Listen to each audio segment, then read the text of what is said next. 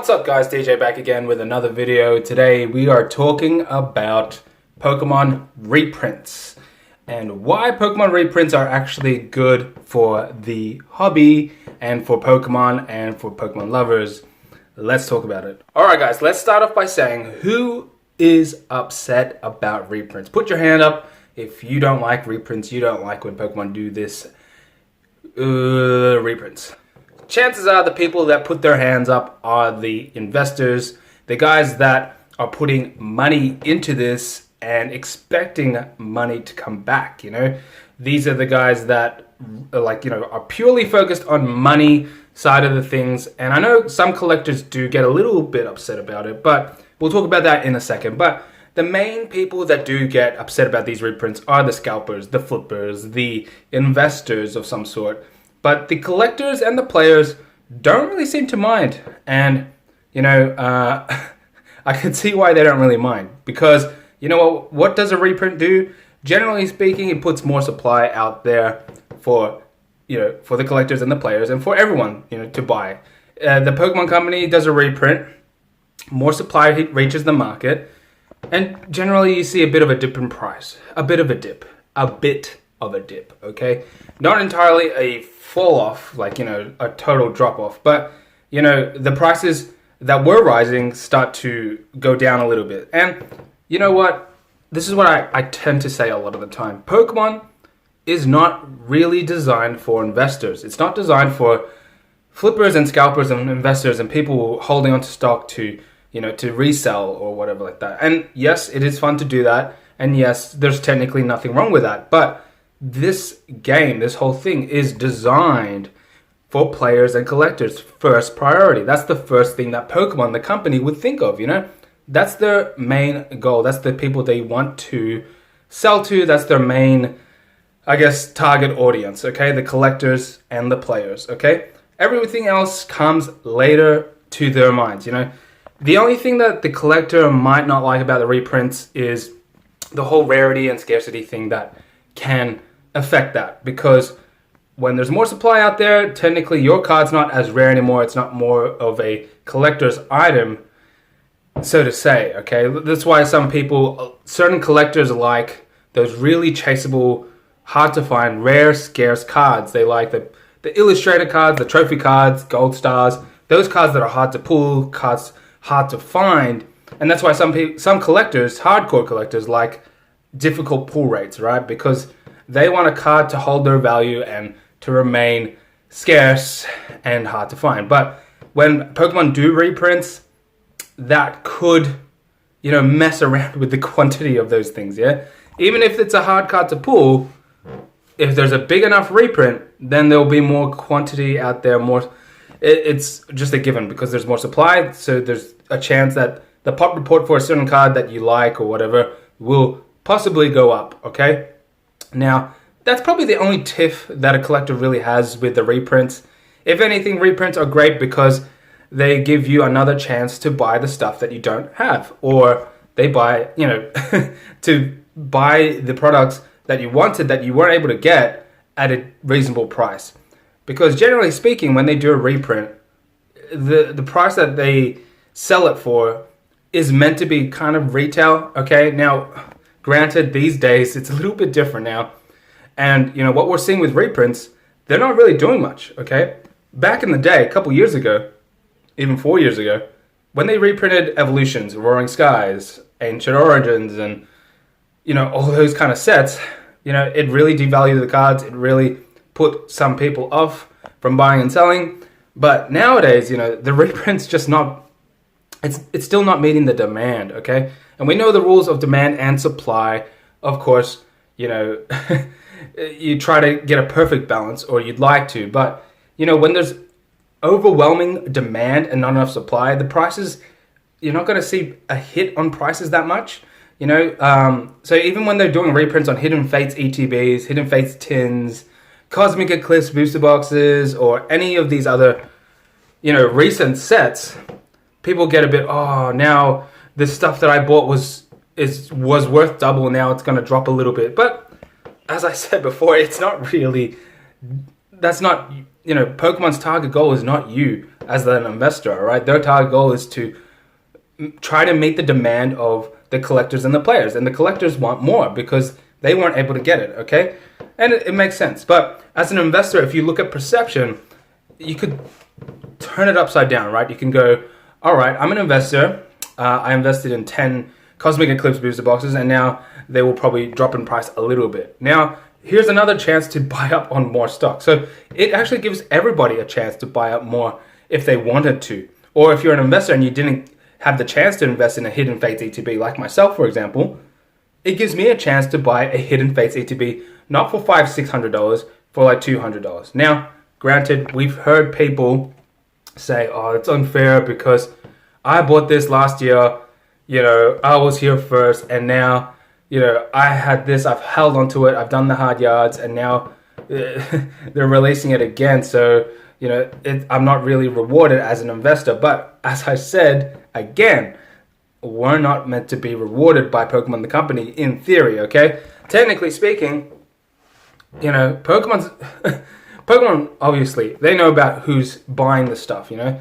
Everybody is buying this stuff. There's Pokemon and the people buying, okay?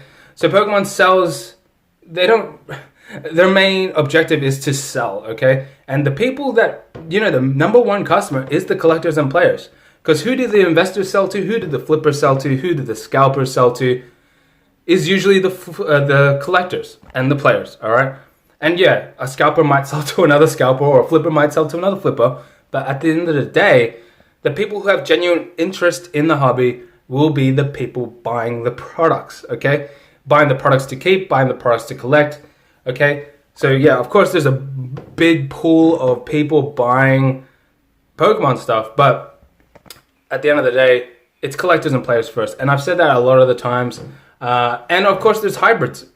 There's hybrids out there. There's people that flip and they collect, or they collect a certain card and they flip and they buy and they sell. There's so many different, yeah, that's the beauty of it, I guess. Like, you can either be one or the other, or both, or triple. Like, you know, you can be a scalper, you can be a flipper, you can be an investor, all at the same time in this kind of hobby, okay?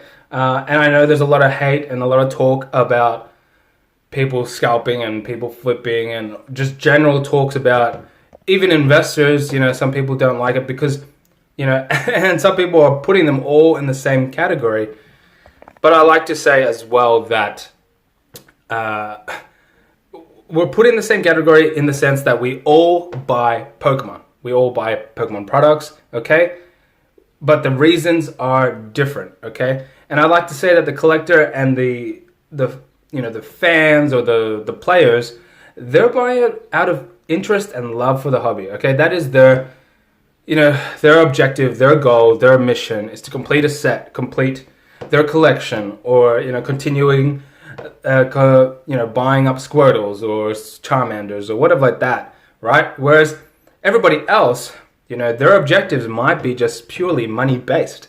And we don't really like to see people, well, I don't know, I could only just generalize it really, but people don't like to see other people gaining, you know, making gains, all right, making money on something like this, because it's like, well, this is meant to be a hobby, this is meant to have fun, it's not really meant to cash in or to get money. But it is what it is. This has become such a big market now, and like, people can and do whatever they want in it right now. So yes, I kind of dwindle off a little bit, but when it comes to reprints, you know, it definitely gives people another chance, another opportunity to buy up stuff. And for Pokemon also, it's a good thing for them, because as they sell, they're making profit, all right? Every time they sell something, you know, they don't sell at a loss, they sell at a profit, all right? Even if it's a small margin or whatever like that, they're still selling for a profit. And when the company is profitable, which we know it is, you know, they made $92 billion in 1 year, and they're the number one social media franchise, yeah, okay.